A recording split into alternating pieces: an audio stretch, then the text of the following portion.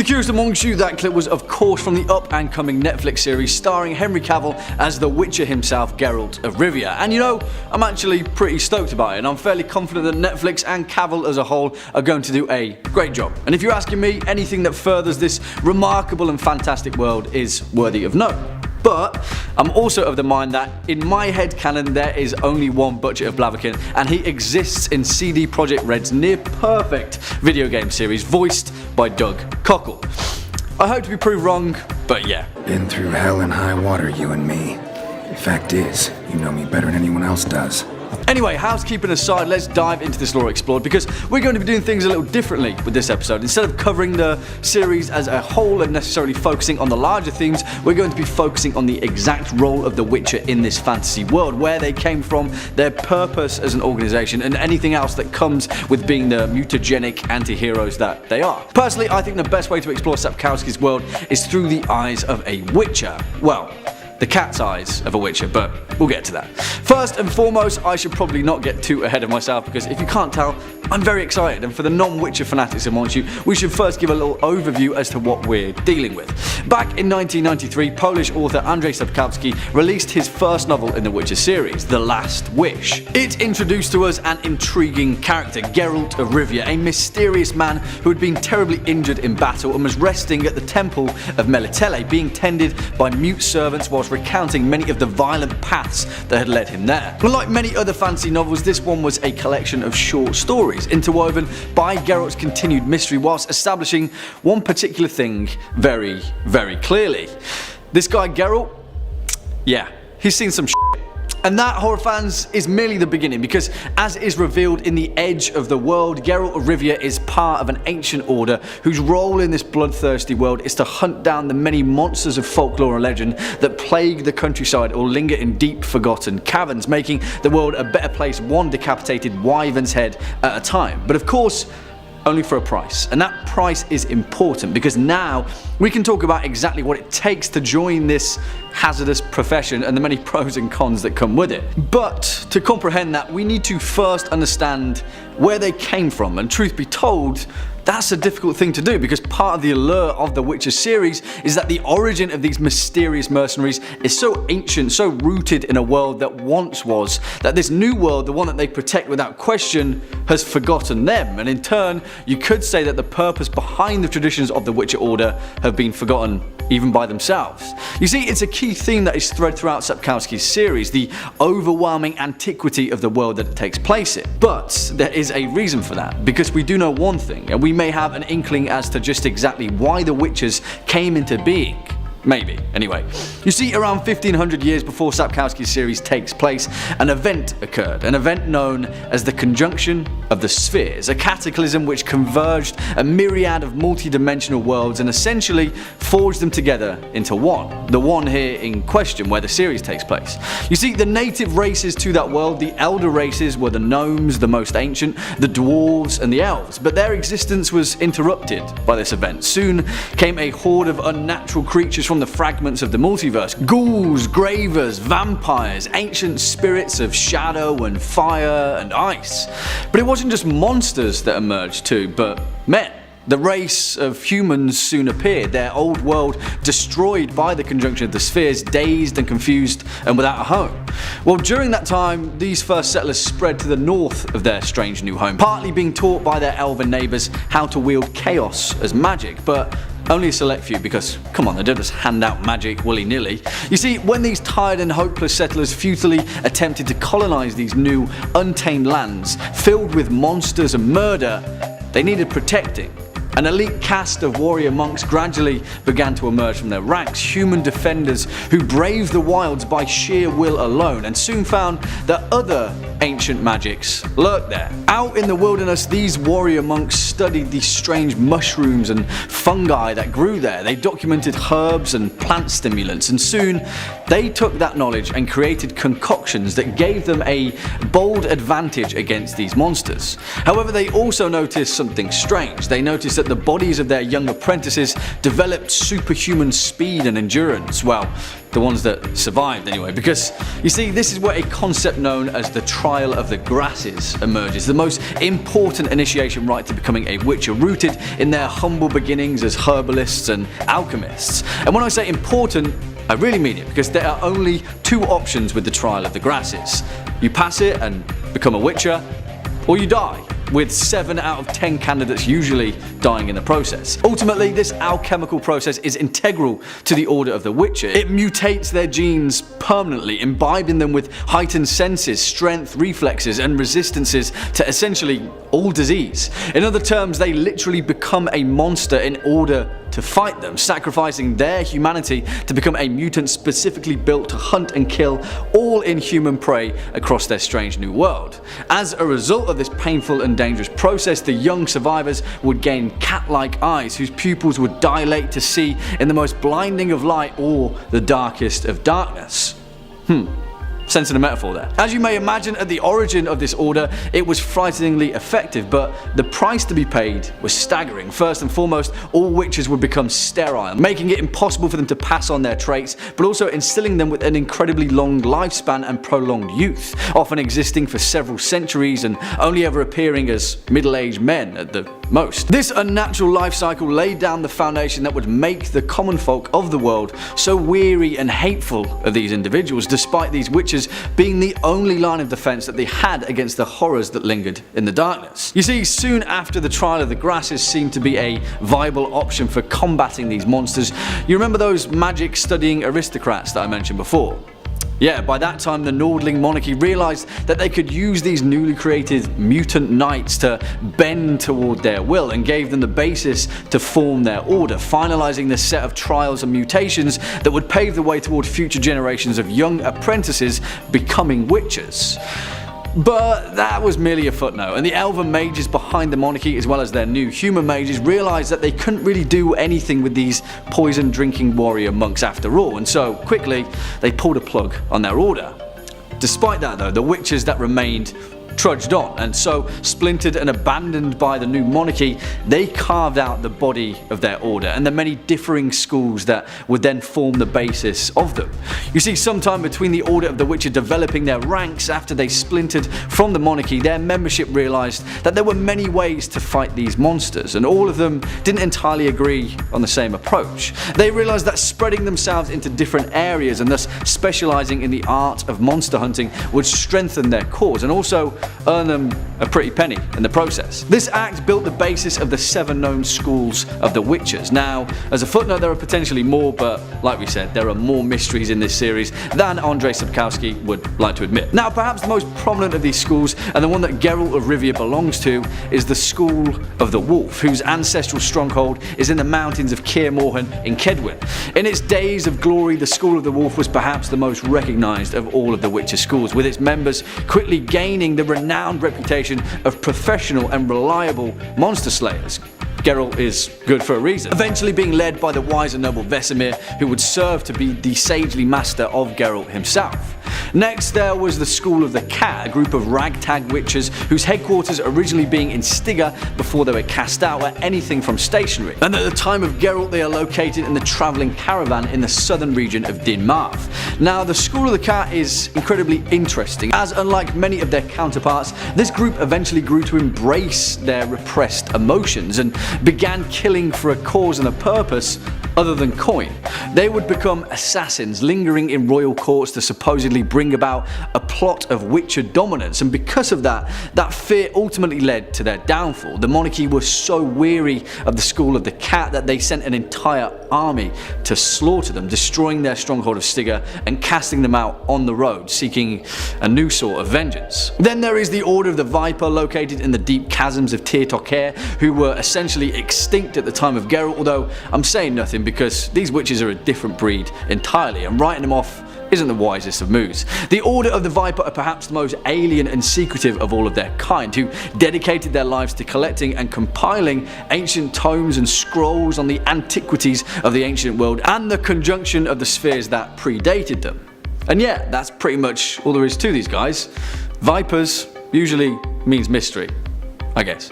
Of course, there is the School of the Bear, a group who hold a special place in my heart, mainly because these guys are just unbridled badasses. Located in the keep of Haen Kaduk in Amal, deep in the mountainous region of the world, the School of the Bear sought solace with the elder races of the world, establishing ancient contacts with the dwarves and gnomes that called this region their home.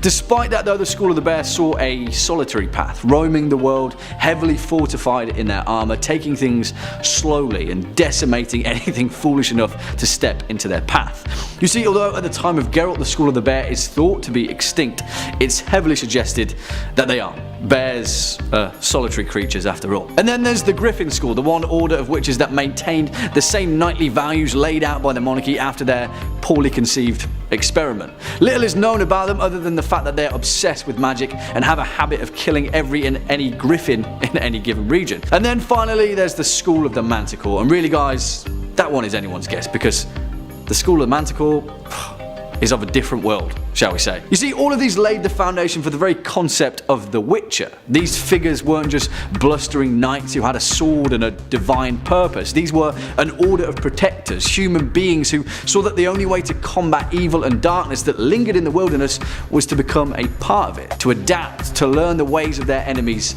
and use it against them. Listen guys, I could talk about the Witcher series as a whole for an entire day, week, maybe a month. And maybe we'll be doing just that depending on the direction that this series takes. But if you haven't been able to tell by now, if you haven't taken a look into this fantastic and vivid lore, you certainly should. Whether it's Sapkowski's series, the video game interpretations, or heck, even the 2001 Hexa series. Peek your head into this strange and mysterious world, conjoin your spheres, and I'm certain you'll like what you see. For the curious amongst you, that clip was from 2010's The Wolfman, starring Benicio del Toro as one particular Wolfman with a few daddy issues, illustrating the archetypal mysticism and many taboos that evidently come with being a lycanthrope, particularly if you're a 19th century aristocrat in Victorian London. And as some of you may know, The Wolfman is a near-direct remake of 1941's The Wolf Man, starring Lon Chaney Jr. as the titular beast man in question, which is widely considered to be the most recognisable and most cherished original version of the werewolf myth ever created on film. And whilst it certainly wasn't the first, it's one of the best, and it gave popular rise to what we now consider to be werewolf horror cinema, cementing other actors such as the legendary Paul Naschy, Henry Hull, Oliver Reed, Jack Nicholson and David Norton in their iconic lycanthropic roles. But first, before we give credit to the hallmarks of horror cinema that the image of the werewolf has become, let's first begin where all things should. Etymology. After all, what's in a word? As you may imagine, the word werewolf comes from the Old English compound of were, meaning man, and wolf, meaning, well, wolf. Now, although this is certainly the clearest definitive origin of the term, there are other far older origins of similar sorts of terms. Low Latin describes the gerulphus, which the French later misheard as garrevue, which means beware, harking back to their description of the iconic loup-garou, a wolf to be aware of. But it's older than that still, and although the Norman Frankish described the werewolf, Old Norse describes the varulfa, or in much rarer terms the ulfhedin, one in wolfskin. In modern Scandinavian there is even the kveldulf, the evening wolf, considered to be derived from the name of the legendary Kvedulf Bjalfason, a historical Norse berserker from the 9th century. However, the actual term lycanthropy comes from an ancient Greek term as a compound of leukos, meaning wolf, and anthropos, meaning human. Although the term doesn't appear until late antiquity, it is derived from a far more ancient one, therianthropy, the mythological act of metamorphosis and shapeshifting from a human to an animal that is as old as ancient Egyptian mythology, appearing in the mythos of myriad African and Eurasian cultures and folklore, from ancient Mesoamerica to the Kingdom of China. As it seems, the act of transforming from a human being to a primal creature has played an integral part in the methods of our ancient oral and recorded traditions. And here is where things get interesting, because although the origins of the term werewolf are ancient indeed, the archetypal European concept of the werewolf emerges from a very clear source, that being the ferociously feared warrior classes of the ancient Germanic tribes, many of whom revered the wolf as a potent symbol of both hunter and fighter. You see, the transformation from men into wolves was a wide-held belief throughout Iron Age Europe, particularly in the Germanic sphere, often highlighted in their belief of Tierkrieger, also known as Woden or Odin in Norse, the leader of the wild hunt himself. Interestingly enough, it has also been noted that the metaphorical image of the widespread belief of wolf men in ancient Europe and the wider Indo-European sphere is directly correlated to the tribal transition of Europeans moving from fruit gathering to predatory hunting during the Iron Age, a forgotten cultural practice that was revered by ancient pagan European society. In 440 BC, the ancient Greek historian Herodotus, in his histories, described the Nuri, a tribe which he placed in the northeast of Scythia, where all of its members transformed into wolves once every year for several days, where they roamed the wilds before changing back to their human forms. Now, in all likelihood, this was a tribe that is now part of Russia, and the tribespeople of the Nuri were most certainly using wolf skins and pelts for warmth during winter, but still, the metaphor is what's important here. Similarly, in the 2nd century BC, the Greek geographer Pausanias described the story of Lycaon, the king of Arcadia, who was transformed into a wolf following his ritualistic murder of a child. Lycaon's transformation was bestowed upon by Zeus after his attempt to serve him human flesh to discover if he truly was a god, depicting cannibalism and murder as a grave taboo, and the result being this primal, torturous prison. As written by Ovid in his Metamorphosis, describing the transformation of King Lycaon, he tried to speak, but his voice broke into an echoing howl. His ravening soul infected his jaws, his murderous longings were turned on the cattle, he still was possessed by bloodlust. His garments were changed to a shaggy coat and his arms into legs. He was now transformed into a wolf. However, although numerous are these references to man transforming to wolf in ancient literature, it is older than even that. You see, the first ever allusion to a man transforming into a wolf astoundingly dates back to the oldest surviving great work of literature in human history, the Epic of Gilgamesh, dating back to the 3rd dynasty of Ur, roughly around 2100 BC. Lycanthropy, as it seems, is a tale as old as time. But why? What is it of these monsters to men? What is this morbid fascination that many of our cultures have held with the act of this primalistic transformation? Inexplicably, as ancient history is often suggested, it occurred with the debasement of the human moral spirit, succumbing to the bloodthirsty primal urges of a violent act, murder, cannibalism, the sight of a frightful massacre, not in any sense of the martial or the art of war, because as we know, the ancient world certainly enjoyed a battle or two, but in the actions outside of what was considered moralistically sound of the time. And perhaps here is where the werewolf tale begins to take on its far more human sensibility. You see, the werewolf is a bizarre construct. It comes from a cultural function of damning, violent and bloodthirsty actions, but as Europe wrestled itself from the grip of the Roman Empire, the cultural myth of the werewolf seemed to expand into the role of almost a guardian of sorts, albeit one that was primed for feasting on human flesh. You see, the Germanic pagan traditions that we previously spoke of persisted longest throughout the Scandinavian Viking Age. King Harald Fairhair of Norway was said to have commanded his troop of Ulfhednar, often mentioned throughout the Volsunga saga, fearsome berserkers who wore the skins of wolves to channel the spirits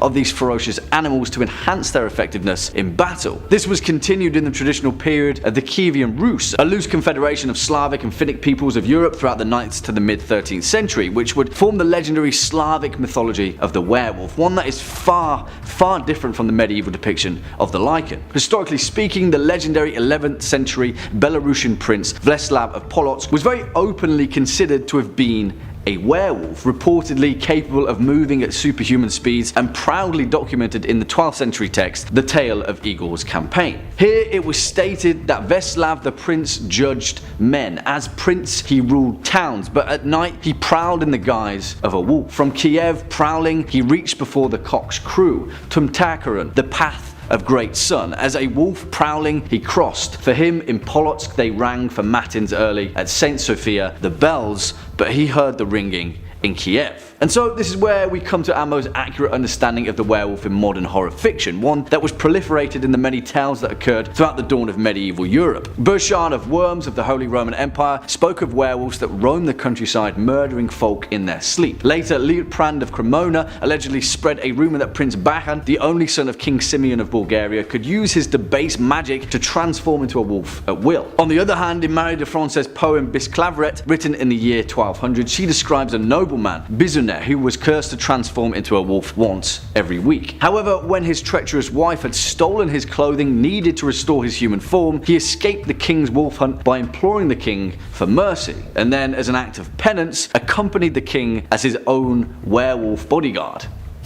That's pretty damn interesting, right? Perhaps the Slavic traditions were rubbing off on them. You see, this is the beginning of the very clear duality now found of the werewolf in horror literature. On one hand, the Slavic reverence held for the Lycan as depicted through the ancient pagan traditions of Iron Age Europe, one that is not a werewolf in the same sense but a vlodglak, a wolfskin, which would later become associated with the concept of the revenant, the vampire, which is a hero to some and evil to others. But then on the other hand, we have the Germanic werewolf, or more importantly, the medieval werewolf, widely associated with the witchcraft panic beginning roughly around 1400 AD, a period of folklore history that hit its fever pitch in 16th century France and Germany. You see, here there were countless reports of werewolf attacks, hundreds of them in fact, court trials clearly recorded in history, and in some fewer cases clearly found evidence against the accused Lycan of both murder and cannibalism, which interestingly enough harkens back to the same fear that we found in the ancient Greek depictions of lycanthropy. Hey, I'm not saying that there's a direct correlation between the Holy Roman Empire and the medieval werewolf, but it's certainly interesting, and also it is. Accusations of lycanthropy were frequent in the Valais witch trials of 1428. In the canton of Vaud, which borders the cantons of Fribourg and Bern, numerous child-eating werewolves were reported through the year 1448. In 1598 in Anjou, a gang of werewolves were sighted roaming the rivers of the French lowlands, and in 1603 in Bordeaux, a teenage werewolf was sentenced to life imprisonment for the crimes of lycanthropy. Perhaps the most famous case of the medieval werewolf, though, came to the forefront with the bloodthirsty tale of Peter Stump, a German farmer and alleged cannibalistic serial killer reported to have murdered and eaten over 18 victims, including 14 children and 2 pregnant women, after the devil himself had allegedly given him a werewolf girdle of black magic which bestowed upon him the all-consuming power and hunger of a wolf. Peter Stump, otherwise known as the werewolf of Bedburg, is perhaps the root form of what we now consider to be the classic werewolf of horror literature and cinema, but interestingly enough, it is one that focuses exclusively on the violent and bloodthirsty nature of a man who is caught physically or metaphorically transforming into a beast. Interestingly enough though, more often than not, the modern werewolf has often become a sort of hybrid of these two dualistic components of the ancient Lycan, the conventions of which are just as much of a hodgepodge as its forebears were. Take, for example, the folklore depiction of silver being a repellent to a werewolf. You see, silver in folklore, particularly in Celtic folklore, is a very important trope, but as to where it came about in relation to lycanthropy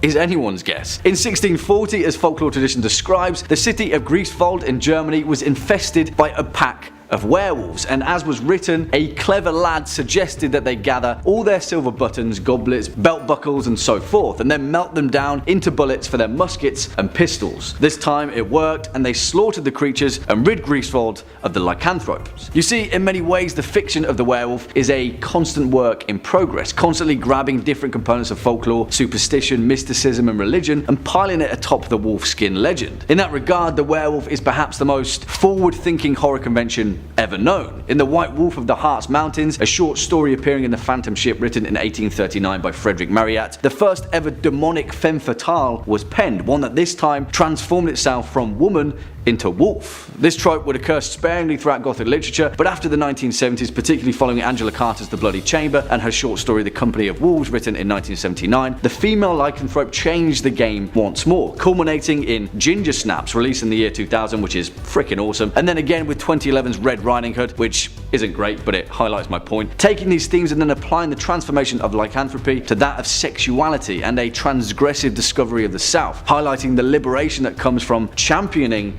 the natural form. And again here, the concept of the werewolf in culture has often been used to highlight a sort of social movement of sorts, be it one that is taboo like the werewolf of medieval Europe, describing the fears of serial killers and cannibalistic monsters, or the satanic panic of witchcraft by the Holy Roman Empire, or on the other hand, one of a cultural advocacy and guardianship like that of the Slavic werewolf, who harness the more primal urges of the human form to their advantage, often as a force for good in defense of their own tribe or people. You see, be it monster or man, so it seems that the duality of the werewolf has long lingered in the hearts of humanity for thousands of years, and will perhaps linger for thousands of years more. Stay a while and listen.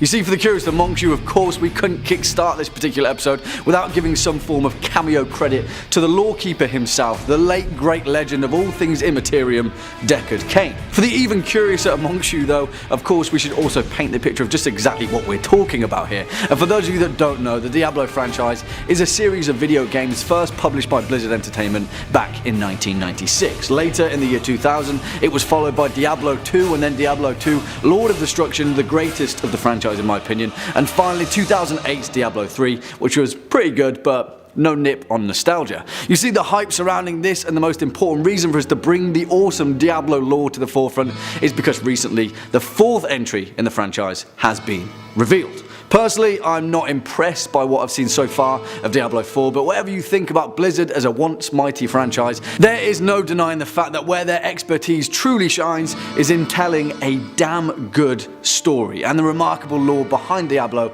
is no exception. Really, perhaps more so than any other games publisher, Blizzard are masters of their craft, and the lore behind Diablo is some of the finest in dark fantasy fiction. And of course, what better place to begin a tale of good and evil than with the purest essence of the two. In the beginning there was nothing save for a single pearl, and in that pearl there slept a dreaming, mighty, unfathomable spirit, Anu, the One.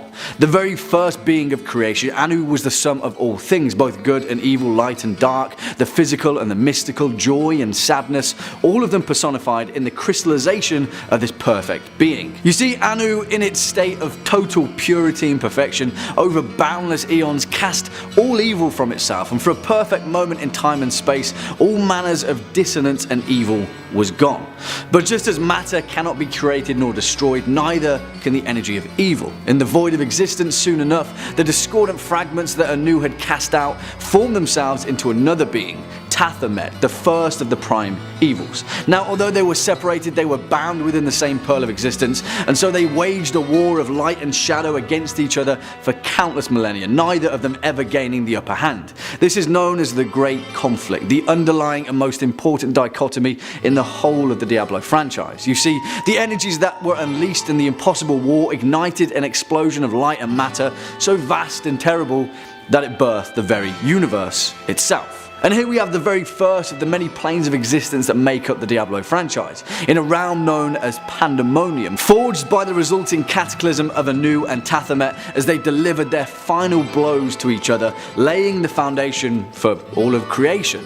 In the aftermath, the great bodies of these entities made up the physicality of the plane of Pandemonium. Anu's shining spine formed the crystal arch, and the high heavens formed around it. On the other hand, excuse the pun, Tathamet's broken corpse formed the basis of the burning hells, and as these seeds were both sown, these two realms of Pandemonium eventually gave birth to angels and demons respectively.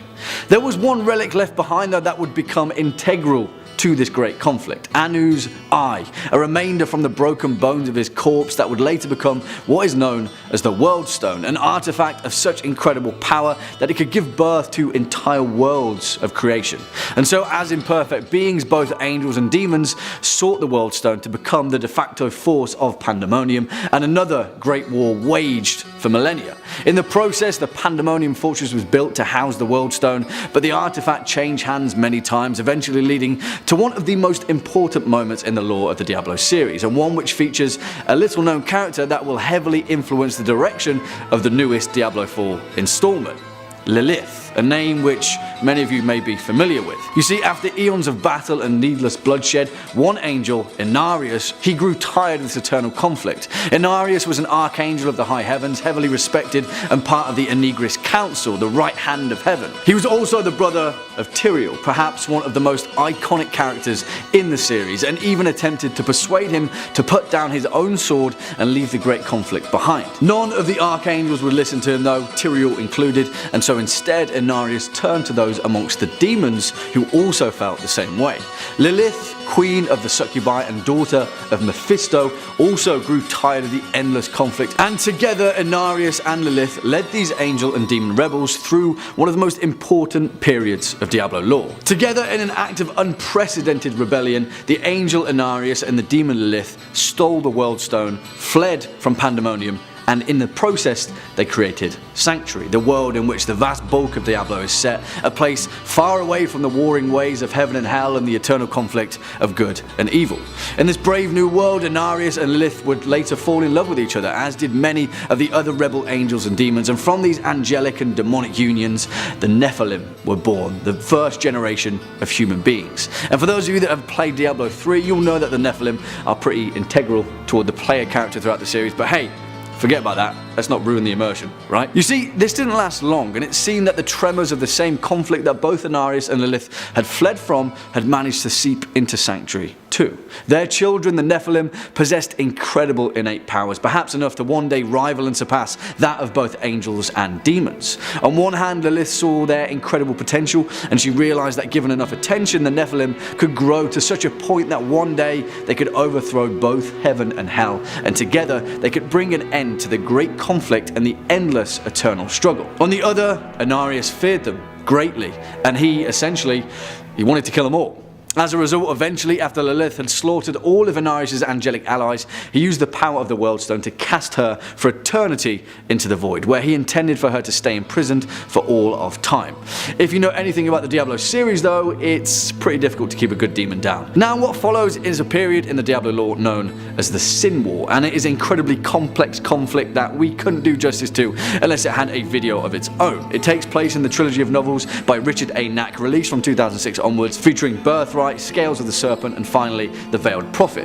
They're remarkably well written, and if you're feeling some Diablo lore, they come highly recommended actually. As you may imagine, covering an entire trilogy of novels takes a moment or two to do, but for the sake of framing this section of the lore explored correctly, excuse the spark notes. Essentially, throughout the Sin War, Lilith managed to return to Sanctuary from her prison, where she then raised the Nephilim into her own personal army in an attempt to defeat Inarius once and for all.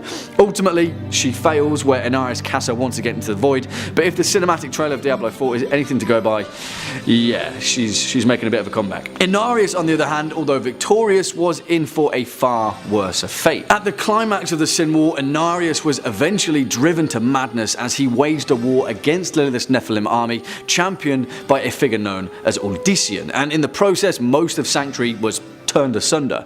As they battle with each other, the angels of heaven eventually intervene, tearing open the sky and bringing an end to the conflict. As a result, Odyssean, he cast both angels and demons from Sanctuary once and for all, and the Angiris Council of the Archangels began to broker the fate of both the Nephilim and the now fallen angel Inarius. Some of the Nephilim, like Rathma, son of Lilith and the first Necromancer, pleaded with heaven to spare Sanctuary, and as a result, a vote was held between the angels. Imperius, the Archangel of Valor and the de facto leader of them, voted against Sanctuary's existence. Auriel, Archangel of Hope, she voted for it. The deciding factor was laid before Tyrael, Inarius' own brother, who initially seemed to show little love for humanity and the Nephilim. Together, ultimately though, they agreed to an armistice between the high heavens and the burning hells. As Tyrael decided, inspired by Odyssean's sacrifice, Sanctuary should be free to live on its own, with no war brought there by either heaven or hell. From then on, humanity would be free to choose for themselves how to move forward as a people, free from the interference of both angels and demons, free to walk the path of both order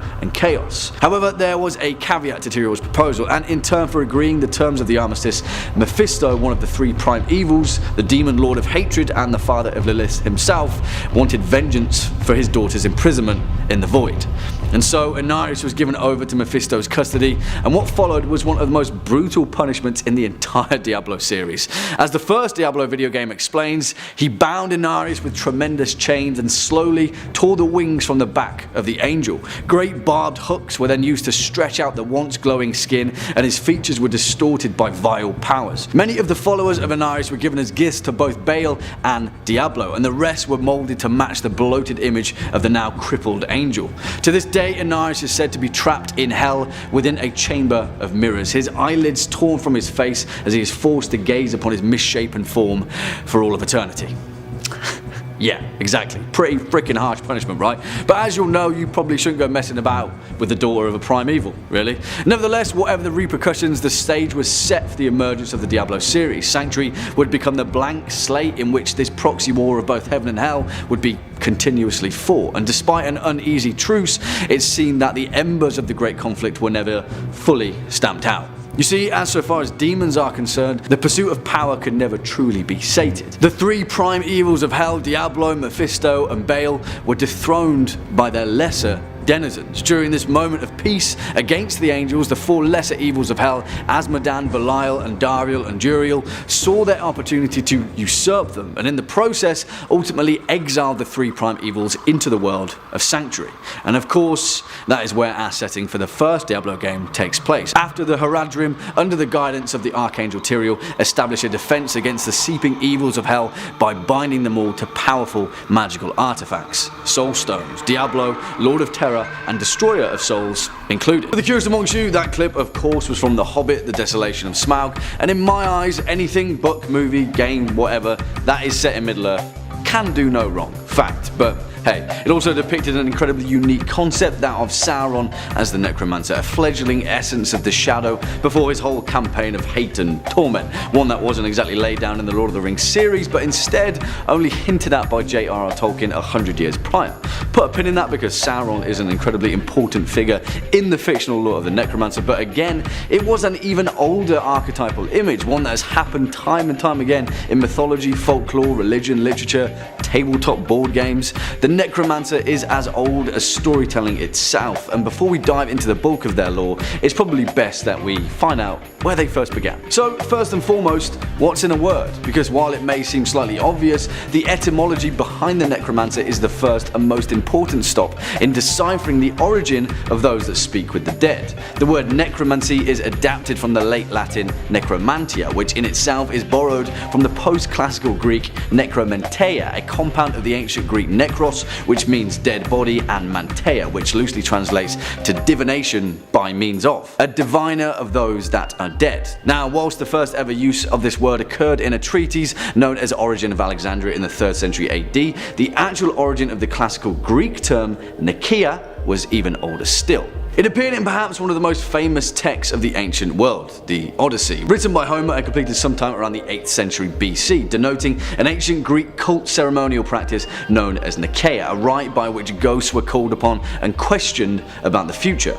And whilst this certainly seems to be the most important starting point for our journey through necromancy and literature, still the form and function of this practice is older than even that. Because you see, the role of the necromancer walks hand in hand with another archetypal role, that of the shaman. And don't worry, because we certainly can't cover the whole extent of the shaman as merely a footnote in a video, and we'll be taking a much deeper look at them in their own lore explored in good time. The point is, it is important to note that the necromancer is certainly an offshoot of the shaman, and it harkens back to an ancient cultural practice that seemingly has made up an integral part of all human beings, and in turn, all life on Earth. Veneration of the dead, as well as the physical, metaphysical, or spiritual communion with those that have passed over, is perhaps one of the oldest core beliefs of human existence. It would make sense then that evidence of this necromancy was prevalent throughout the ancient world, particularly in ancient Egypt, Babylonia, Greece, and Rome. Several allusions are made in ancient records of classical necromancers addressing the dead in a mixture of high-pitched squeaking and low droning noises, comparable to the trance-like mutterings of shamanism, which suggests further that the origins of necromancy are indeed one and the same with shamanism, or at least comprised of similar rites. In his encyclopedic work Geographica, written by Greek academic and philosopher Strabo around 7 BC, he refers to the necromantia, or diviners of the dead, as the foremost leading practitioners of divination amongst the people of Persia. In short, necromancy was at the forefront of religion in much of the ancient world, and it is believed to have also been widespread amongst the people of Chaldea, Etruria, and most importantly, Babylonia, where Babylonian necromancers were denoted as Manzazu or Shah Itemu, and the spirits that they raised were called Itemu. Once again, evidence of an ancient practice, communication with the dead. And here we can bring it back to Homer's Odyssey, where these themes come to the forefront of ancient literature. In the Odyssey, under the direction of the powerful sorceress Circe, the hero Odysseus travels to the bowels of the earth, to the underworld, in order to gain an insight into his impending voyage home. Most importantly, he seeks a lost knowledge, one that could not be revealed without the wisdom of the dead. That's an important theme. By using the practice of spells that Circe taught him, Odysseus wishes to invoke and question the shade of Tiresias, the blind prophet of Thebes, but is unable to summon the seer spirit without the aid of others.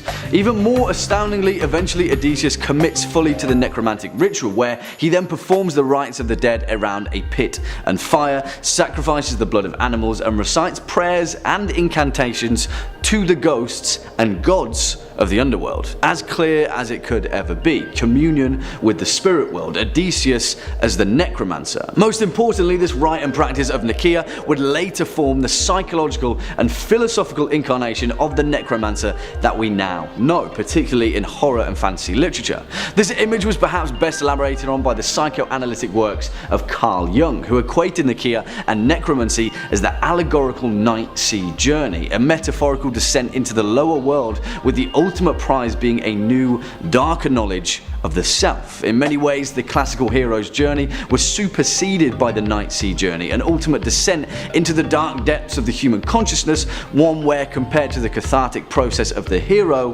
here there is no coming back. You see, the basic practice of necromancy in ancient Greece and the wider ancient world was more of a solicitation of the dead rather than any form of exploitation. The general rite of the classical communication of the spirit world, as laid out by Odysseus, was for a figure to dig a pit, make a fire in it, offer honey, milk, wine, and then lay out the sacrifice of an animal, along with prayers to the chthonic gods such as Hecate. Throughout pretty much all of the ancient world, this practice appears time and time again in some form or another, and is one that literally became the cornerstone for a myriad of belief systems. Old Norse, Gnosticism, paganism, many necromantic rites were sacrament to them, and over hundreds of years this dead speaking function shifted and changed with the times. So then you may be scratching your head and thinking, where does the evil image of the necromancer first occur? I was expecting flowing black robes, bone white hair, and an army of skeletal archers. And the answer to that question was forged in perhaps one of the most tumultuous times in European history, the Middle Ages, and the role that the Catholic Church played in shifting the tide in the continued cultural development of necromancy. You see, not surprisingly, the Abrahamic religions took a pretty dismal view of the practice, and condemnation of necromantic rites is explicitly referred to on many occasions in their religious texts. In the Bible, it is very clearly denoted as a dark art, but strangely enough, it wasn't ever a practice that was completely eradicated by the Church. In fact, throughout the Middle Ages, despite the Church being the principal advocates for its condemnation, it was the clergy who inadvertently sustained its practice, albeit by driving it underground and in turn augmenting its cultural evolution. You see, the Church didn't outright destroy necromancy, but instead refused to believe that anyone but their Abrahamic God had the power to resurrect a body or even intentionally contact a spirit. And because of that, the Church concluded that these ancient necromancers weren't actually communicating with the dead, but instead with demons, a host of nefarious forces who would deceive the magicians into believing that they were the souls of the dead. And now perhaps the image of the necromancer as a corrupted scholar or warlock owes itself as the far more nefarious archetype in contemporary literature. This is where we get the far more contemptuous conventions of the necromancer: blood sacrifices, puppets, voodoo dolls, protective circles, letters and sigils. The image of the necromancer almost as a warrior rather than a shaman, bending the will of the metaphorical demon of the dead to do their bidding rather than to gain a lost knowledge like Odysseus did in the underworld. Throughout the 1300s, reports of necromancy as a practice fell on either side of the moral and cultural line. Rare confessions of necromancy by those that were accused seemed to suggest that there was a range of what was and wasn't acceptable in relation to communing with the dead. John of Salisbury is perhaps one of the most famous historical examples of this, a philosopher accused of necromancy after a royal scandal. So was the case of Richard Kiekhefer in 1332, who was accused of necromancy after being connected to a group who were plotting to invoke the demon Beric from inside a circle made from strips of cat skin. Yeah, it seemed that the ancient message may have been a little bit lost in translation. You see, the Middle Ages truly were a grey area as to what was and what wasn't acceptable in terms of ceremonial magic, and many of these grey areas are what have laid the basis for esoteric knowledge in modern culture and literature. You see, it didn't end there though, and it was with the rise of spiritualism throughout the 1800s where the image of the necromancer once again shifted, this time toward a kinder, more gentler form of communing with the dead. This is where the seance came to the forefront of popular practice, and instead of dead bodies as laid out by the necromancy of the Middle Ages. This time it was live mediums that acted as conduits for the dead. Now, whilst this was a historical period that was certainly rife with charlatans and grifters who would seek to exploit the shared reverence for the dead that's seemingly been ingrained in our cultural psyche since the dawn of time for monetary gain, it is also part of the gothic connotations of necromancy that are so common today. Skulls, candles, shadow ceremonies, tapping the bones. Throughout the turn of the 19th century and later still, necromancy literally got a facelift, and part of that facelift is the archetypal necromancer that we understand in today's popular culture. But beneath the bones, the form and function remains the same. For the curious amongst you, that clip was from a fan-made short movie doofily named SCP Dollhouse, written and created by Evan Royalty, which you should certainly check out because for an independent piece of cinema, it's incredibly well made, but most importantly, it shows an understanding of the subject matter made by a fan for fans of the SCP Foundation. As you will soon realise, that is an incredibly important modicum as we step into this world. We'll leave a link down below so that you can wrap your ocular lenses around it for yourself, and that also leads us to our first and most important point. What the hell is all of this about? Anyway, you keep saying words, Jack, but all I'm hearing is SCP. Now, whilst I understand that we'll be delving deep into this particular organisation, I also understand that we'll have to bring everyone else up to speed. So for those of you that don't know, let's have a quick history lesson. Way back when, in 2007, during the simpler days of the internet, when Newgrounds was still in full swing and World of Warcraft wasn't quite a pandemic just yet, something was happening over on the Paranormal X boards of 4chan. It was a place known for its relatively imaginative taste in horror, more science fiction than the supernatural, a place where sci-fi was obtusely blended with more off-the-wall interpretations of horror, shall we say, and a place where creepypastas were quickly becoming a dime a dozen. Tree Dog, Ted the Caver, Polybius. You see, the more gloomy corners of the internet had been saturated for quite some time with the same old tried and tested formulas of long-form chainmail horror. People wanted something new, and whether a particular episode of David Tennant's Doctor Who had something to do with that, we may never know. But then this arrived, a post simply titled SCP-173, seemingly a meta-document of an organisation whose sole purpose was to contain this strange entity titled 173, a creature made from concrete and rebar. It appeared to be some sort of statue of unknown origin that, unless eye contact was maintained with it at all times, would just snap your neck. The document was short enough to pique many people's interest, but also just long enough to allow for the gears of imagination to begin turning. What was this place? Who was behind this organisation that seemingly had at least 172 other creatures like this under their containment?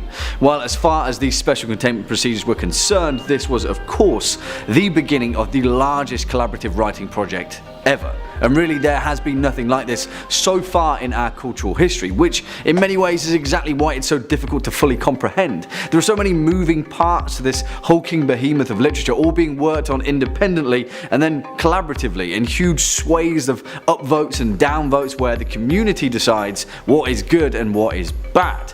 It is a self-regulating system where taste for literature is decided by the masses. In many ways, this is as if a hive mind had been tasked with writing the most complete anomalous novel known to mankind. And that's exactly what we've got. The SCP Foundation, now in its most complete form, is an archived wiki that has compiled over 4,999 of these entries, and although in a relatively long hiatus, it is still being worked on. Now, whilst there are nearly 5,000 of these separate entities, items and phenomena clearly detailed and documented, there are also tens of thousands of supporting documents, each of them slightly augmenting any given SCP entry. And if this sounds like the kind of casework that would rival even the FBI, that's because that was exactly the intention. How do you create an organisation whose sole purpose it is to scour our planet hell, even other dimensions, to round up all of the things that go bump in the night while still managing to diligently do the paperwork? You do exactly that. You don't just create it, you live it. You do the paperwork. You compile hundreds of thousands of separate documents to comprise your existence out of thin air.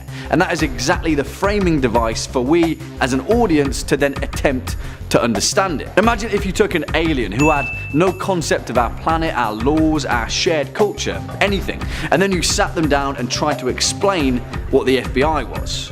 Yeah, well, instead of that, imagine saying nothing to them, throwing them into a dark room and just giving them a box of documents, archived records for them to work their way through gradually.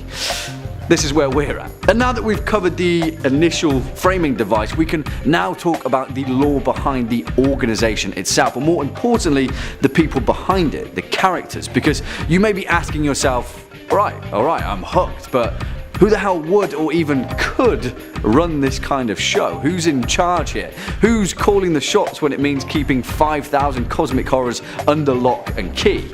Well, this is where things get interesting, and we can talk about hierarchy, if you could even call it that. For the sake of parity though, let's start at the bottom. As Orwell famously said, the power lies in the proletariat, but in this case, the proletariat are instead vile murderous criminals on death row who are either given the chance to work for the SCP Foundation or, well, die. It's like that Eddie Izzard sketch, Cake or Death, except in this case the cake is a lie, and how is that for a three-way crossover of a reference for you? The SCP Foundation, Eddie Izzard and Portal. This is metafiction for a reason though, am I right? Anyway, the point is, in the SCP Foundation, the D-class personnel do all of the heavy lifting. Why? Because, well, two reasons. One, in the eyes of the Foundation, they're entirely disposable, and being the janitor in a massive, complex web of underground facilities is quite the occupational hazard. And two, part of the Foundation's directive isn't just to keep these anomalous entities under constant lock and key, but to understand them too. And for every experiment, you need lab mice. Yeah, you can see where I'm going with this, right? The thing is though, take everything that I've just said with a pinch of salt. Because do you know that headcanon I was talking about earlier? Well, the entire point of the SCP Foundation is that there are paradoxes upon contradictions, and yet the nature of this sprawling mass of fiction is with how you interpret it. All D-class personnel might not be death row inmates. In some cases, they might be kidnapped individuals or political prisoners, and the Foundation are running a terrifying human trafficking racket. Or, as is the case with SCP-2000, they may just be a series of cloned humans from an off-site facility being put to use in a more mundane yet equally brutal manner. Either way, these guys do the heavy lifting, and if there's an endless darkened stairway to plummet, as is the case with SCP-087, the Foundation are more than willing to send a few D-class downstairs to see just what all the fuss is about. Above them, in a more mundane and also kind of grey area, are the Foundation's research staff. And yes, there are characters in the Foundation who work 9 to 5, Monday to Friday, checking boxes and conducting experiments. But that's not all there is to it. Now, this one is really going to be difficult to touch on because, well, put it this way, if we jump out of canon for a moment, the core group of people who started the SCP Foundation Wiki back in 2007 and 2008, well, whilst they are researchers in both the literal and meta sense, they also have in-world characters that kind of fit into the same role, but also completely blow the doors off it. You see, whilst they were administrators in the literal sense, running the SCP Wiki from a technical perspective, in the canon of the Foundation they also had their fictional counterparts, doctors, research staff, Dr. Bright, Dr. Mann, Dr. Clef, Dr. Kondraki, and many, many more, all written and woven into the many SCP entries and their supporting documents. Although they kind of are, to call them just research staff would be completely sidestepping their function entirely, and because of that we'll probably just jump up to the next rung on the ladder. Because although these are very valid indicators as to who calls the shots in this strange fictional world, the real big players of course are a group of individuals at the top of the pile referred to as the O5 Council. And no, there are not 5 of them, there are in fact 13, and yet the 5 in their name refers to their level of security clearance. 1, 2, 3, 4, 5. There is none higher, and if you read a particular entry titled O5 Command Only, then, well, you know it's going to be a good one. 13 individuals, all of them arbiters of such grand secrets and anomalous mysteries that it's any wonder that these guys ever get the time to make any form of clerical decision. You see, in the classic manner, even their identity is ambiguous. The vast majority of the 13 council members are merely guesses, and many of the Foundation's records are speculative dossiers as to their true identity. Take 051, for example, often reported to be the most powerful council member, the first one, even even if there is such a thing. There are several possibilities as to their identity. The first, a document dubbed The Founder, described a European man, seemingly of over 150 years of age, who is alleged to be the founding administrator of the Foundation after the witness of SCP-001 The Factory. But hey, that's a story for a different video. Told you it was complicated. Contrary to that, 051 could also be a woman named Eve, an individual of ancient Sumerian origin who claims to be Adam's third wife and is anywhere between 10,000 and 15,000 years old. And yeah, that's a head scratcher. You see, the truth of the matter is we can only partially cover the massive mechanics that surround these individuals, and yeah, more than likely we're going to have to do more than just one part of this Lore Explored series, because solely focusing on who the hell the O5 Council could possibly be, if that's even possible to discern, because I'm not entirely sure if it is. You see, the point is, when we talk about head canon, this is exactly what we mean. If this entire video seems loose and ambiguous and not entirely sensical, that's because that is the Foundation's intention. Its very nature lures the curious mind to keep digging, scouring through records, finding small compendiums of information and compiling them into larger, more fully formed areas of imagination.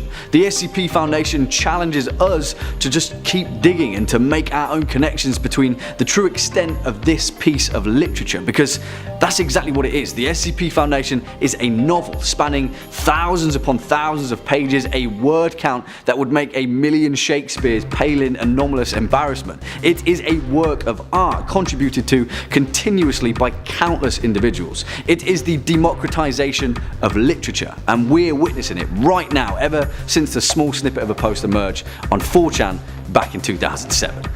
And that is a pretty exciting. There it is again. That name, the Yellow King, another sign. For the curious amongst you, that scene was from the seminal season 1 of HBO's series True Detective, which is, for lack of a better term, bloody brilliant. I know I hark on about the series quite a lot, but really, season 1 of True Detective is one of the finest pieces of television ever created. That is not an overstatement, really, it's that good. But you might be thinking, hold on a minute Jack, what are you talking about? What does a modern day HBO series about Louisiana detectives have to do with the King in Yellow? You see, maybe it doesn't. But the point is, it poses a far more important question to be asked of us in this episode. Why do all of these writers seemingly feel compelled to illustrate the exact same entity? What is it about the Yellow King that has caused such a stir and sent so many ripples throughout the flat circle of time?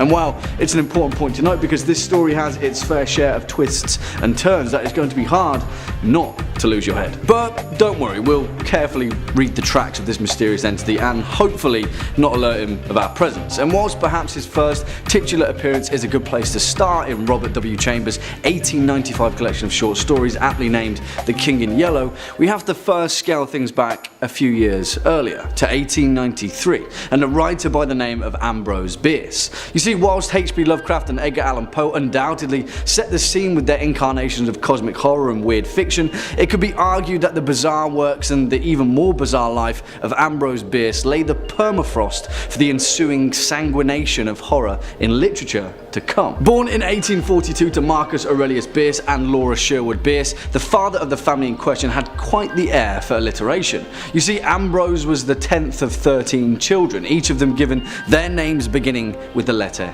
A. Abigail, Amelia, Anne, Addison, Aurelius, Augustus, Almeda, Andrew, Albert, Arthur, Adelia, Aurelia, and of course Ambrose himself. You see, this mortal reminder of language would be a caveat in his writing career, and his financially poor but incredibly literary parents instilled in young Ambrose a deep-seated love for books and writing. But it was later on in his life that Ambrose would forge his armory for horror fiction, and in turn lay the seeds for the King in Yellow to step into our world. You see, Ambrose Bierce drew the vast majority of his inspiration from his time as an infantryman in the American Civil War of 1861, but it was at the Battle of Shiloh of 1862 where the scene was truly set. A bloody battle and a terrifying experience in Bierce's life that would have a profound influence on his literary career and his later life as a war veteran.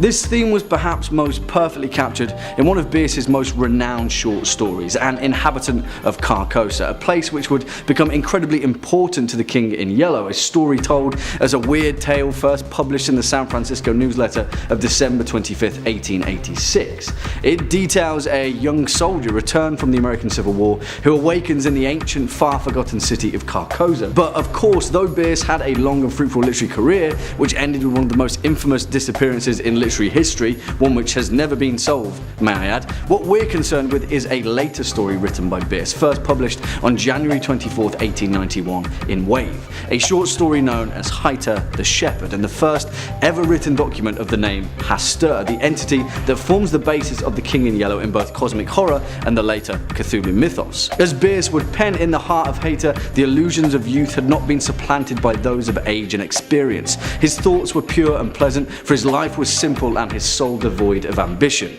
He rose with the sun and went forth to pray at the shrine of Hastur, the god of shepherds, who heard and was pleased. You see, in this version, Hastur is a benign god, a benevolent entity that shepherds his flock on a strange and forgotten world. It was a theme that would embody the writings of Ambrose Bierce, a convention of men having no sway over their own destinies, even in the presence of an all-powerful god. Sound familiar? It would be a welcome reception then when in 1895, Bierce's contemporary, a man named Robert William Chambers, would take up the mantle of Hastur, as well as the ancient forgotten city of Carcosa, and attribute them to a new, far more cosmic kind of form. Chambers himself was a remarkable enough figure, particularly in the age of eccentrics so familiar with the birth of weird fiction. Although not exactly a household name, Chambers was a remarkable author, and although he never earned the posthumous acclaim that his later weird fiction prodigies would gather, Chambers laid the groundwork for the Yellow King and his great old brethren. His most renowned literary works, of course, is 1895's The King in Yellow, a book of 10 short stories first published by F. Tennyson Neely, fictionally set within the confines of a mysterious play.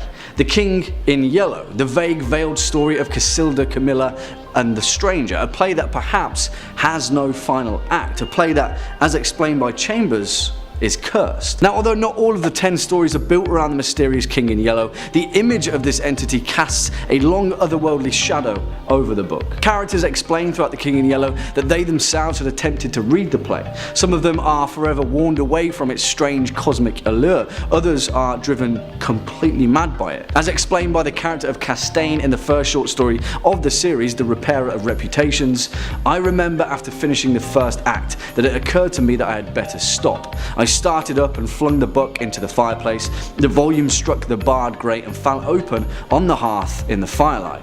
If I had not caught a glimpse of the opening words in the second act, I should never have finished it, but as I stooped to pick it up, my eyes became riveted to the open page, and with a cry of terror, or perhaps it was of joy so poignant that I suffered in every nerve, I snatched the thing out of the coals and crept shaking to my bedroom, where I read and reread it and wept and laughed and trembled with a horror which at times assails me yet. Now that certainly sounds familiar, The King in Yellow, but perhaps the best demonstration of the mysterious figure in question is with the fourth story of the series, The Yellow Sign. As the two protagonists of the tale detail, after having read The King in Yellow play in its entirety, night fell and the hours dragged on, but still we murmured to each other of the King and the pallid mask, and midnight sounded from the misty spires in the fog-wrapped city. We spoke of Hastur and of Casilda, while outside the fog rolled against the blank window, panes as the cloud waves roll and break on the shores of Harley. Again, sound familiar? Or better still, does that seem familiar? Perhaps the strange yellow silhouette in the corner of your vision is getting clearer, but for Howard Phillips Lovecraft, Chambers' story and the many names that came with it would be the substance that he would huff and scatter out the scented visions of his seminal works of cosmic horror. Lovecraft noted that he first read Chambers' collection in January of 1927, where he collected the many names and titles laid out before him. The Lake of Harley, The Yellow Sign, Hastur, names and places that would later become commonplace in the Cthulhu mythos. You see, perhaps the most important spark of a synapse was that Lovecraft borrowed Chambers' method of vaguely referring to supernatural events, entities and places, which he in turn borrowed from Bierce, so on and so forth until the end of time. it's a flat circle. Effectively, all of these stories, Haida the Shepherd, an inhabitant of Carcosa, the King in Yellow, retroactively became another key component in the occult literature that formed the Cthulhu mythos. It was in Lovecraft's 1931 novella The Whisperer in Darkness where they were ultimately forged, where Lovecraft would link the yellow sign to that of Hastur, offering an illusion that Hastur was in fact an entity, a cosmic entity, a mystery of unfathomable scope, one that not even Lovecraft himself would attempt to fully form, and in turn pass it on to the future generations of weird fiction writers to try and comprehend, just like how it too had fallen into his lap. In 1938, a far more unlikely candidate would pick up the mantle, if only briefly, with Raymond Chandler's detective short story The King in Yellow, in which Philip Marlowe, or Steve Grace in earlier versions, finds a famous jazz trumpeter dead in his bed wearing yellow pajamas. As the detective finds the body, he mutters, "The King in Yellow. I read a book by that title once." Although only small and not connected to the Carcosa mythos in the slightest, you could argue that Raymond Chandler's use of the yellow sign perhaps exemplifies exactly what makes this incredibly unique literary anomaly so remarkably special.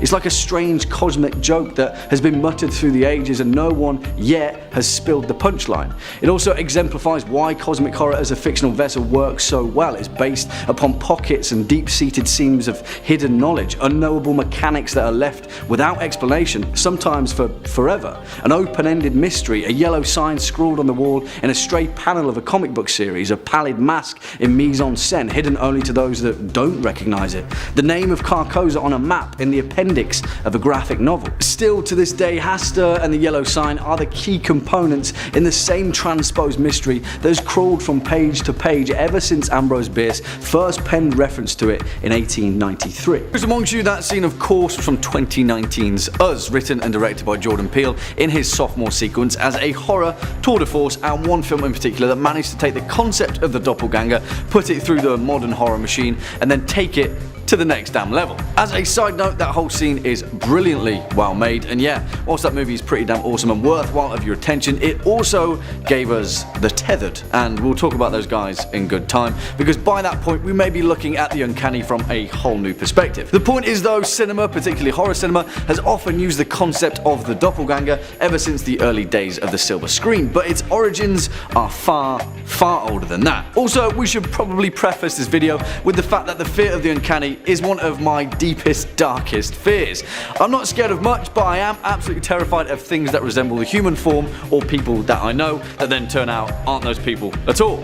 That goes for mannequins, cyborgs, and yes, clones. And also, sorry to anyone that is an identical twin, but you give me the heebie-jeebies. So yeah, let it be known that I'm facing my own fears. First and most importantly, we should probably approach this lore explored as we do with all others. After all, what's in a word? And if you're a fan of the King Killer Chronicles, then you'll certainly know that knowing the true name of something or someone is power enough, particularly if you know the name of the wind, but that's a story for another time.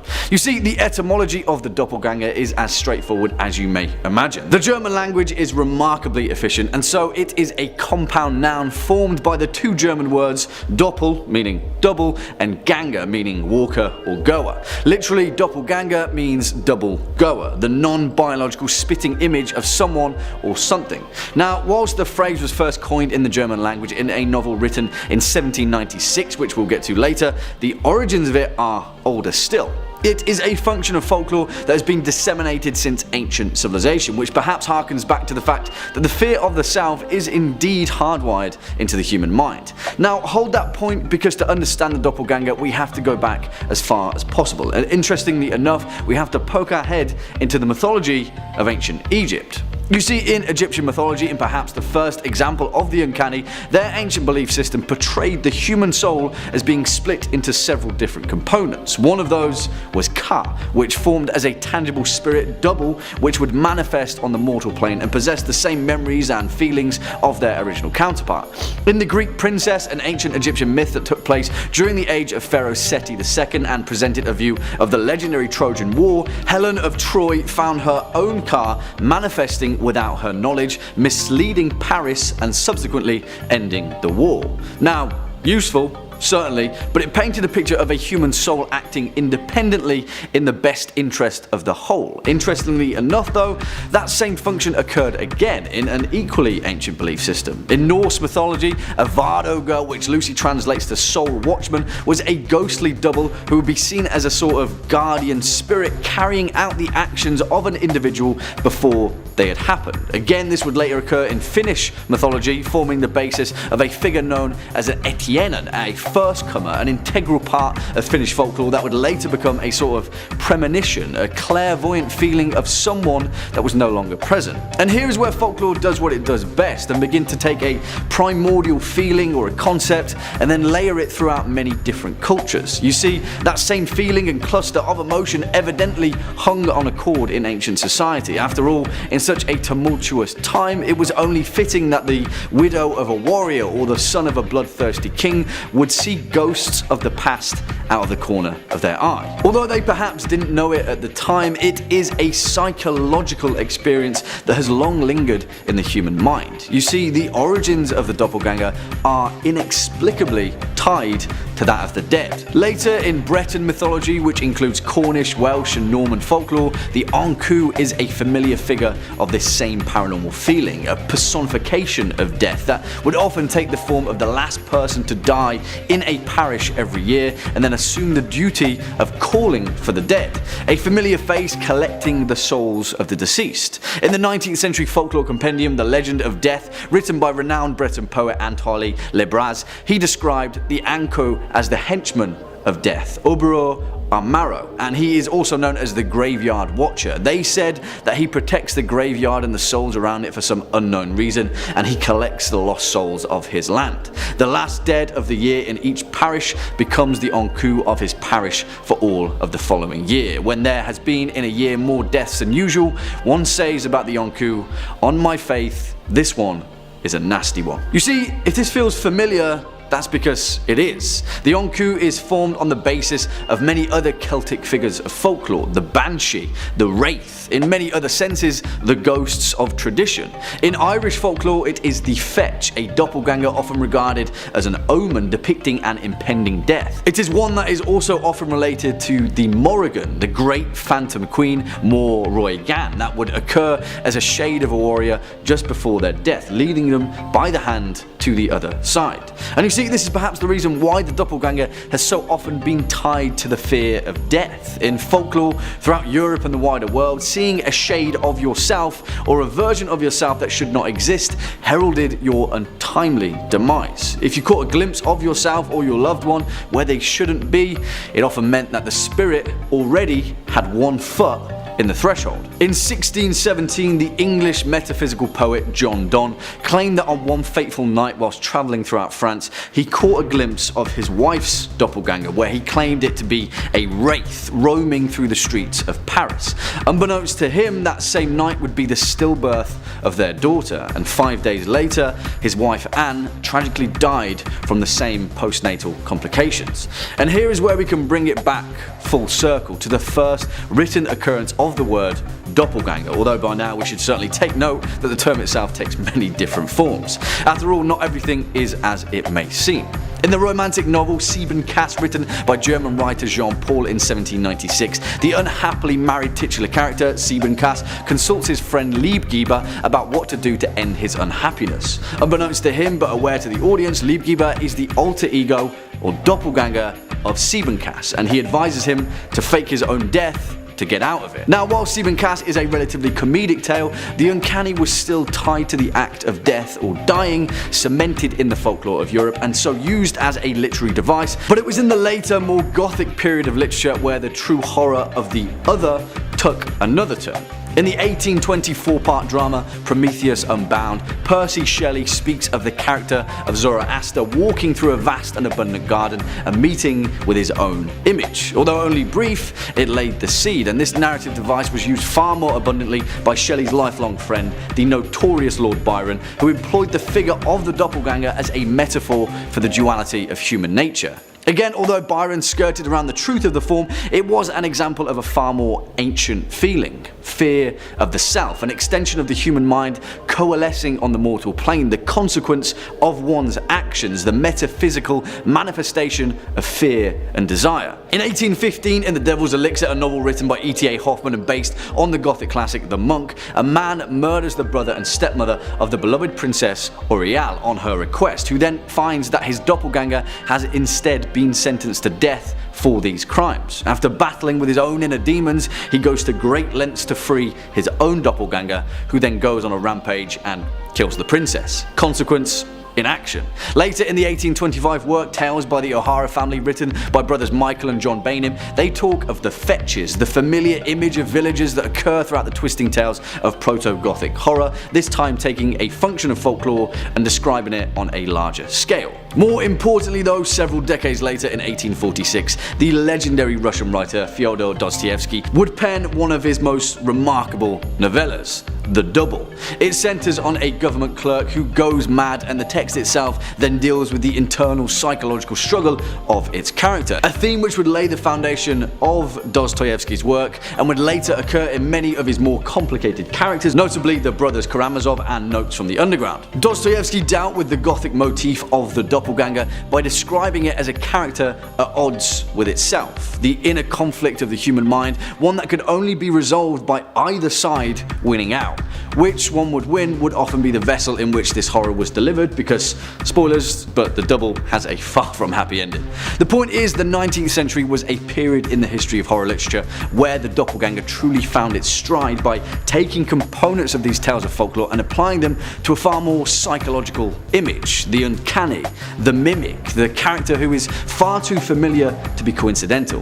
In the 1913 German expressionism film The Student of Prague, this horror concept finds itself literally in combat with its own doppelganger, a visual demonstration of exactly what these 19th century writers were trying to portray. Later in 1970, in the Basil Dearden film The Man Who Haunted Himself, Roger Moore played a character whose doppelganger sprang into existence following his brief death on a operating table, who would then descend into madness trying to figure out if this doppelganger was indeed real or just a figment of his own imagination.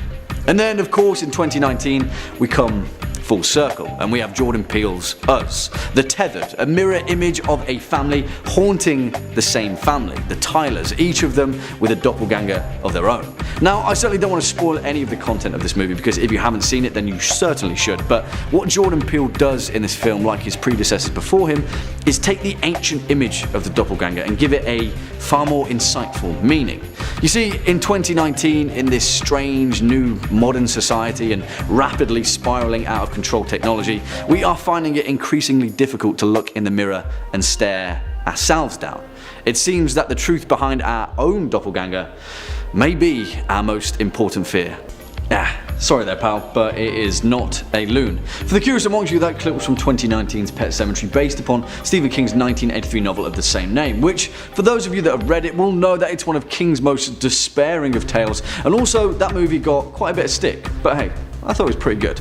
Also, interestingly enough, King's adaptation decided to flesh out the age-old tale of the ancient burial ground of legend by pairing it with the spirit of the Wendigo, which is telling to modern fiction's interpretation of the Wendigo myth, but as we're about to find out, there is far more to it than an antler-bound revenant of the dead. To first understand a creature or a concept, perhaps our first port of call should be the etymology behind it. The definition of the term Wendigo is a key part of the oral traditions of the indigenous people of North America, and well, that's where we first find our first problem, because as we will quickly find, there are many different ways to portray the word Wendigo.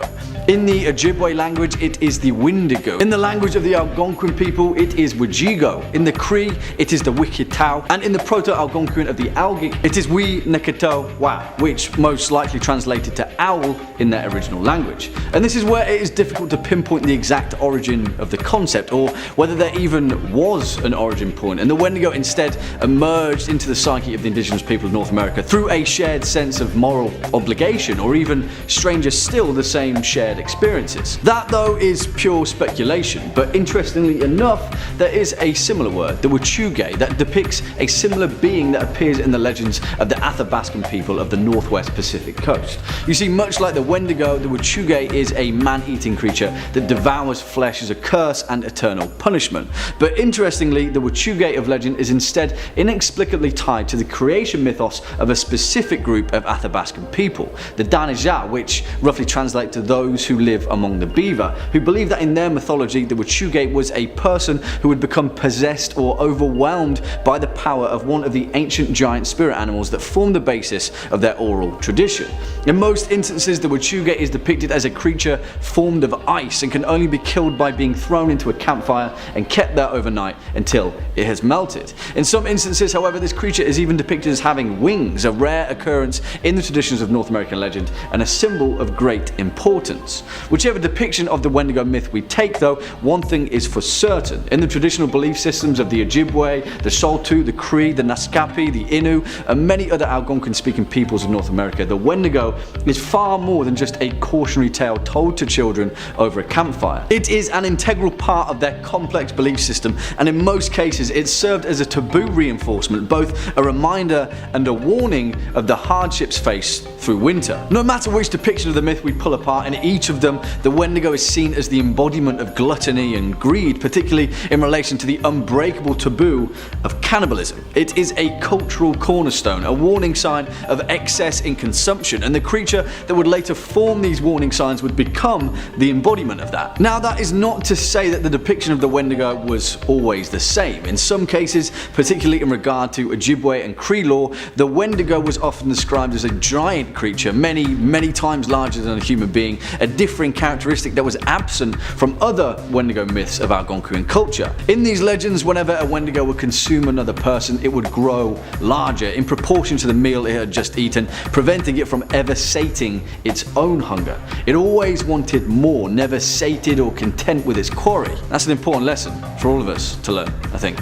But still, this led to the garish and oftentimes terrifying description of this creature that would later become the driving force behind its evolution from the 20th century onwards, particularly when we analyse its depiction in modern horror fiction. As Basil H. Johnson, an Ojibwe teacher and scholar from Ontario, described in his 1995 book The Manitous, the Spirit World of the Ojibwe, the Wendigo was gaunt to the point of emaciation, its desiccated skin pulled tightly over its bones. With its bones pushing out against its skin, its complexion the ash grey of death, and its eyes pushed back deep into their sockets, the Wendigo looked like a gaunt skeleton recently disinterred from the grave. What lips it had were tattered and bloody, unclean and suffering from suppuration of the flesh. The Wendigo gave off a strange and eerie odour of decay and decomposition, of death and corruption. And this is where the modern depiction of the Wendigo gained traction as an entity of horror fiction. The Wendigo is terrifying, a humanoid,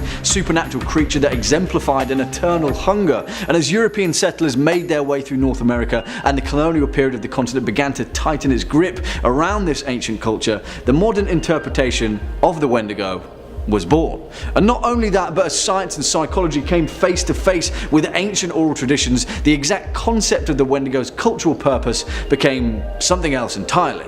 Wendigo psychosis, a historical phenomenon that is perhaps the reason why the Wendigo myth was so successful in later North American literature. In 1661, as a chronicler and missionary for the Jesuit relations made their way through North America, they came across the first documented account of Wendigo psychosis as a result of a reported case of desperation and cannibalism. As he explained, the men that he came across were afflicted with neither lunacy, hypochondria, nor frenzy, but a combination of all of these species of disease, which affects their imaginations and causes them a more than canine hunger. This makes them so ravenous for human flesh that they pounce upon women, children, and even upon men like veritable werewolves and devour them voraciously without being able to appease or glut their appetite, ever seeking fresh prey, and the more greedily, the more they eat. Whatever the interpretation of this report, it was an important moment in the later cultural significance significance of the Wendigo, particularly with its relation as a genuine concern for the rough and often inhospitable periods in colonial North American history. Now, the Wendigo was far more than just a creature in a far-off land, but instead a very real hardship faced in winter as the inexperienced fur trappers and settlers pushed further into the New World, hearing tales from the indigenous peoples of the land who would grew to fear it over many generations. However, one of the more famous cases of Wendigo psychosis came several hundred years later with the tale of a Plains Cree trapper named Swiftrunner. During the harsh winter of 1878, Swiftrunner and his family were stranded and starving in the wilderness of Saskatchewan. Soon, despite being 25 miles away from an emergency food cache of the Hudson's Bay Company, Swiftrunner's eldest son perished, and shortly afterward, Swiftrunner allegedly butchered and ate his wife and 5 remaining children. The case was both strange and shocking, and given that the Plains Cree trapper resorted to cannibalism in such close proximity to the emergency cache, it was later revealed that Swiftrunner's actions were not the case of pure cannibalism as a dark and last resort to starvation, but rather of a man afflicted by Wendigo psychosis. And here was the inspiration for the first and very important fictional interpretation of the Wendigo myth, with a short story written by Algernon Blackwood, a tale written in the year 1910 simply titled The Wendigo, the first mainstream horror depiction of its kind. In the story, Blackwood tells the tale of 2 Scotsmen on a moose hunting trip in the wilderness of Rat Portage in northwest Ontario. They are joined on their trip by 2 guides, a man named Hank Davis and the French Canuck Joseph Defargo, alongside their native cook, a man named Punk. Although this tale is a very tame brush with the Wendigo myth of legend compared to most modern incarnations, it instead employed the first depiction of the Wendigo not just as a grotesque entity, but instead as a doppelganger which could take on the guise of a human being. Perhaps the most important convention of this story, though, is with the wisdom of the native character Punk, who recognizes all of the signs of the Wendigo and immediately gets the hell out of camp. Whatever its importance to the mainstream horror depiction of the Wendigo, Algernon Blackwood's story planted the seed of an idea in many other horror writers of the time. It would influence authors such as Howard Phillips Lovecraft and Grace Isabel Colburn, and most importantly, Auguste Derleth, who would use the concept of the Wendigo in his story The Thing That Walked on the Wind, and later with his Cthulhu mythos entity Ithaqua, which some of you may be familiar with. Hint, it's a giant Wendigo-looking ice revenant that roams the Arctic wastes. Sound familiar? Yeah. It would also go on to inspire an early short story of Thomas Pynchon's titled Mortality and Mercy in Vienna, first published in 1959. Here it focused on a character developing Wendigo psychosis and his development then into a psychotic serial killer. That in itself would later inspire several movies such as 1999's Ravenous, as well as several TV series such as Charmed and more recently Hannibal. Perhaps the most iconic of the modern Wendigo, though, is with Stephen King's version of the entity. As we briefly explained in our opening clip, it would inspire a key character in King's 1983 novel Pet Sematary, where the personification of evil in an ancient burial ground of the Micmac people was an ugly, grinning creature with yellow-grey eyes, its ears replaced by ram's horns, and its tongue pointed, decaying, and yellowed. Although not as profound as it is now, at the time, King's interpretation of the Wendigo, which in turn was an interpretation of the 19th century colonial legends coming from North America, set the template for the Wendigo's later portrayal in popular horror culture, where for the most part it completely replaced the Native American lore that had long formed the importance of the Wendigo.